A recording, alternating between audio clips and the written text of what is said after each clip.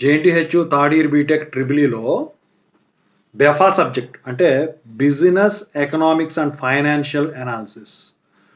దీంట్లో important questions tips చెప్పమని చెప్పి స్టూడెంట్స్ అడుగుతూ ఉన్నారు. దాని గురించి చెప్పబోయే ముందు అయితే ఈ ఛానల్ సబ్స్క్రైబ్ చేసుకొని వీడియో లైక్ చేసి షేర్ చేయండి. ప్లేలిస్ట్ అన్ని చెక్ చేసుకోండి. మీకు నాతో మాట్లాడాలనుకుంటే మాత్రం కాల్ మీ 4 ద్వారా కాల్ చేయొచ్చండి.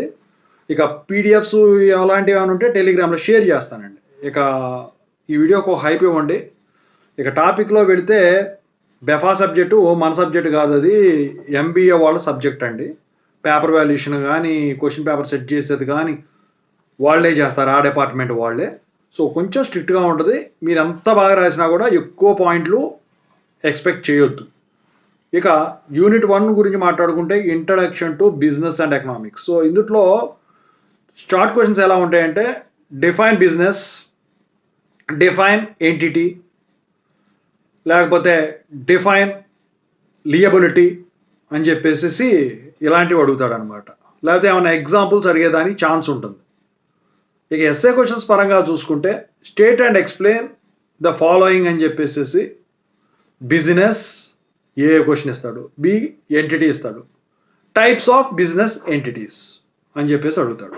ఇంకో క్వశ్చన్ ఎలా ఉంటుంది, state and explain the sources of capital for a company అని చెప్పేసి అడుగుతాడండి.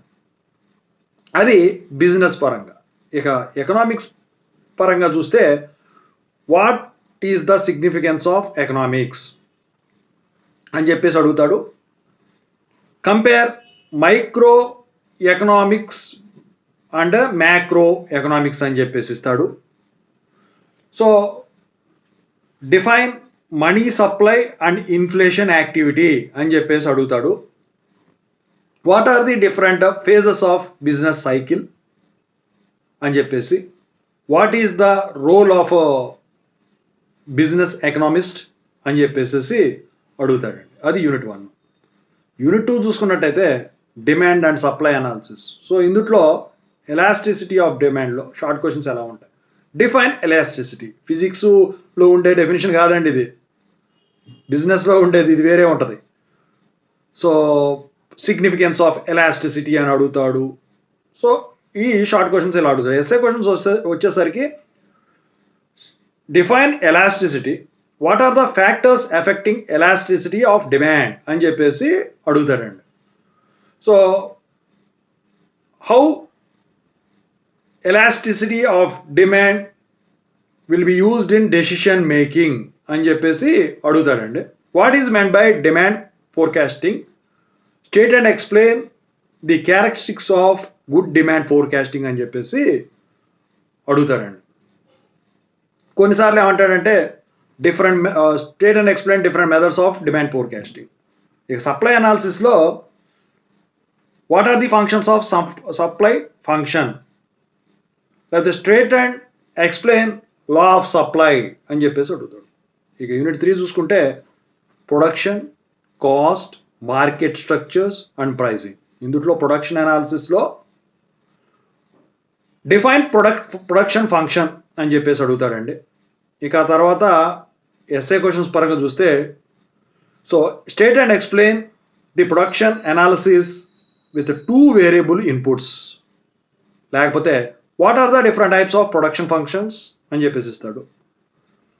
ఇక కాస్ట్ అనాలిసిస్లో what is meant by short run and long run in cost functions, what are the different types of cost అని చెప్పేసి ఇచ్చేదానికి ఛాన్స్ ఉంది. ఇక మార్కెట్ స్ట్రక్చర్స్లో వచ్చేసరికి కంపేర్ ది ఫాలోయింగ్ అని చెప్పేసి మోనోపోలీ, ఒలిగోపోలీ, కాంపిటీషన్ గురించి ఇస్తాడండి. ఇక ప్రైజింగ్లో వచ్చేసరికి what are the different types of pricing, లేకపోతే what is meant by break even analysis, what is cost volume profit analysis, ఇవి ఇందులో. ఇక యూనిట్ 4లో చూసుకున్నట్టయితే ఫైనాన్షియల్ అకౌంటింగ్. ఇందులో వెరీ వెరీ ఇంపార్టెంట్ ఇది ఏదన్నా ఉంది అంటే నాకు తెలిసి ట్రయల్ బ్యాలెన్సే. బ్యాలెన్స్ షీట్, ప్రొఫార్మా ఇలాంటివి ఉంటాయి చూసారా, వాటి మీద ఇస్తాడండి. ఇక ఇందులో double entry system of accounting మీద కానివ్వండి, what are the rules for maintaining books of accounts మీద కానివ్వండి, లేకపోతే లెడ్జర్ అకౌంట్స్ మీద కానివ్వండి, ఇందాక చెప్పినటువంటి బ్యాలెన్స్ ట్రైల్ ఏదైతే ఉంటుందో వాటి మీద కానివ్వండి, ఖచ్చితంగా అయితే అడుగుతాడు. ప్రాబ్లమ్స్ కూడా ఉంటాయండి దాని మీద, బ్యాలెన్స్ షీట్ ప్రొఫార్మా మీద. ఇక how do you prepare final accounts అని చెప్పి ప్రాబ్లమ్స్ ఇస్తాడండి వాటి మీద. అది యూనిట్ 4. ఇక యూనిట్ 5 చూసుకుంటే financial ratios analysis. So define ratio analysis. ఓకేనా. What is the importance of ratio analysis? Short questions ఇలా ఉంటాయి. ఇక ఎస్ఏ క్వశ్చన్స్ చూసుకున్నట్టయితే what are the different types of proprietorships, state and explain the following అని చెప్పేసి profitability ratio, proprietary ratio, leverage ratio. So ఆ leverage ratios మీద కంపల్సరీగా problems కూడా ఇచ్చేదానికి ఛాన్స్ ఉంటుంది. సో ఓవరాల్గా చూసుకుంటే ఇంపార్టెంట్ క్వశ్చన్స్ 5 యూనిట్లు ఇదండి. మీరు ఒకటి గుర్తుంచుకోవాలి, ప్రాబ్లమ్స్ పరంగా చూస్తే లాస్ట్ యూనిట్స్లో ప్రాబ్లమ్స్ ఇస్తాడు. మీరు చాలా జాగ్రత్తగా క్లియర్గా ఇండికేట్ చేయాలి. ఎందుకంటే ఇది ఎంబీఏ వాళ్ళు పేపర్ వాల్యుయేషన్ చేస్తారు కదా, ప్రతిదీ కూడా పట్టి చూస్తారండి. ఫస్ట్ 3 యూనిట్లు మాత్రం మీకు నాకు తెలిసి థియరీ ఉంటుంది, కానీ బ్రేక్ ఈవెన్ అనాలిసిస్ మీద ఏమన్నా ప్రాబ్లం ఇచ్చేదానికి ఛాన్స్ ఉంటుందండి. ఓకేనా, అది జాగ్రత్త చూసుకోండి. సో ఓవరాల్గా చూసుకుంటే సింపుల్గా పాస్ అవ్వాలంటే మాత్రం ఫస్ట్ 3 యూనిట్స్ మొత్తం థియరీ మీరు బై హార్ట్ చేస్తే కాదండి. ఇక్కడ మీరు గుర్తుంచుకోవాల్సింది ఏంటంటే సైడ్ రేటింగ్స్ రాసినంత మాత్రాన మీకు పాస్ మార్కులు మీ సబ్జెక్టులో లాగా పడదు. బెఫా సబ్జెక్టు దానికి కంటెంట్ ఎక్స్ప్లెనేషన్ ఉండాలి, ప్రతి లైను చదువుతారు, పారాగ్రాఫ్స్ వైజ్గా ఉండాలి. ప్రాబ్లం అయితే టేబుల్ ఆర్ ఫామ్ కంపల్సరీ చూస్తాడు. అది బ్యాలెన్స్ షీట్ ప్రొఫార్మా టైప్లో ఉన్న లెవరేజ్ రేషియోస్ వాటి మీద.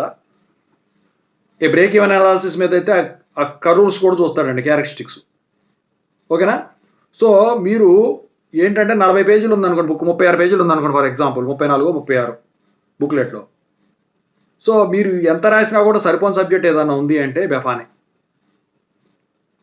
అంత రాసినా కూడా 70 ఉంటే 70 అవుట్ ఆఫ్ 70, 80 ఉంటే 80 అవుట్ ఆఫ్ 80, 75 ఉంటే 75 అవుట్ ఆఫ్ 75 వస్తాయన్న గ్యారంటీ అయితే లేదండి. ఎందుకంటే ఇందాకే చెప్పాను కదా, దిద్దే వాళ్ళు వచ్చేసరికి ఎంబీఏ వాళ్ళు ప్రతిదీ కూడా ఇంగ్లీష్ లాంగ్వేజ్తో సహా చూస్తారు. ఏదో అరకొరగా పేజీలు ఫిల్ చేసి వెళ్ళిపోదామంటే మాత్రం సబ్జెక్టు ఎన్నిసార్లు రాసినా కూడా అవ్వదు. ఓకేనా.